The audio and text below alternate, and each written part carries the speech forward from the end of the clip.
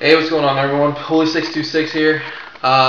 Someone asked me a question last night, actually, about how you go about building rank in the military, and how do you make general, how would you make sergeant major, and all that good stuff. Well, to answer that question, it varies among the branch of service that you're in. For example, the Army promotes their soldiers completely different than how Air Force and Marines do.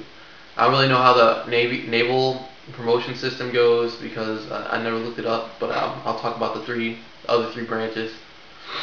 So I'll start with the Army since it's the easiest to explain. In the Army, in order to get promoted, you're pretty much it's just performance. If you're really good at your job, you're knowledgeable at it, you're that's it. You're a good leader, then you're gonna get promoted in the Army.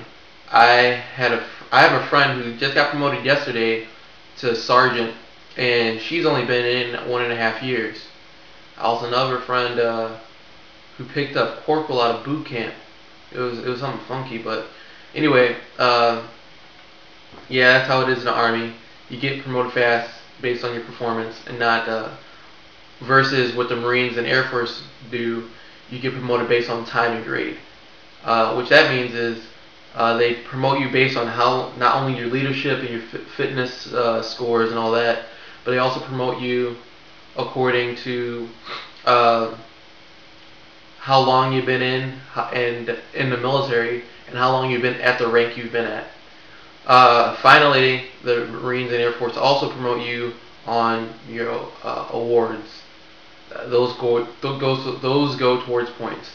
I know to get not accelerated promotion, but to move the chains a bit quicker, doing tours overseas gives you a lot of points.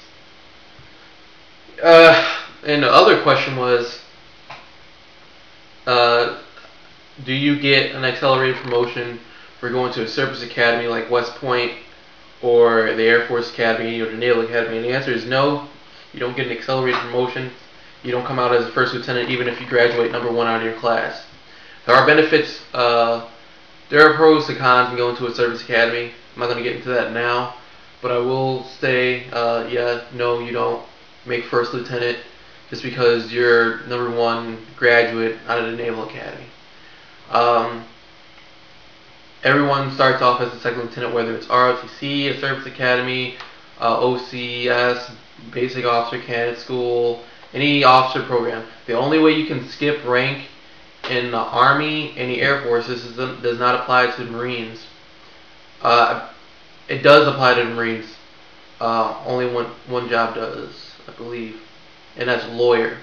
If you're a lawyer or you're a medical doctor, any type of doctor, uh, you automatically get captain once you hit your active duty primary station. Uh, that's about it. As far as everything else goes on how you build rank, is just be at the right place at the right time most of the time, and just be the best you can be, and that's about it. So a lot of people kiss ass to get up rank. A lot of people earn their stripes and stars. You gotta choose your own path. Forget what I was gonna say. Yeah, last thing. On the officer side, when you're trying to make your first star as a general, uh, as soon as you hit lieutenant colonel, things start getting political. That's what I always hear, and it's most of the time people don't want to do it. I'm not really sure why. I don't know. No one in my immediate family has been an officer. I know a few officers though, and all they just tell me is it's political once you get senior officer rank. Um, Last thing I want to touch on this for officer side is that officer education. I don't know if this is true for enlisted, but I know it is for officer. There's officer programs. I'm not sure about the other branches of service, but I know in the Air Force that once you are a commissioned officer, you can request to the Air Force that I want to further my education, and that if you're approved for this program, I'm not really sure what it's called, but if you're approved for this program, the Air Force will actually pay you full time active duty pay for you to just go to school and get your graduate degree. And this can last as long as you want. I've known one of my old teachers who was an Air Force captain or major, Air Force major. She got promoted to lieutenant colonel. But anyway, Air Force major, and she once she got first lieutenant, she decided she wanted to get her graduate degree, and she signed a new contract which was 5 years, and she actually spent 3.5 years getting a graduate degree and actually went towards her contract. And if she wanted to, she told me that she could have stayed on it longer. As long as you want, all you have to do is show the Air Force that you're taking at least 1 or 2 classes, and they'll still continue to pay you active duty and time to get your education on. So that's about it. Look into it. There's a lot of opportunities out there. Choose your own path.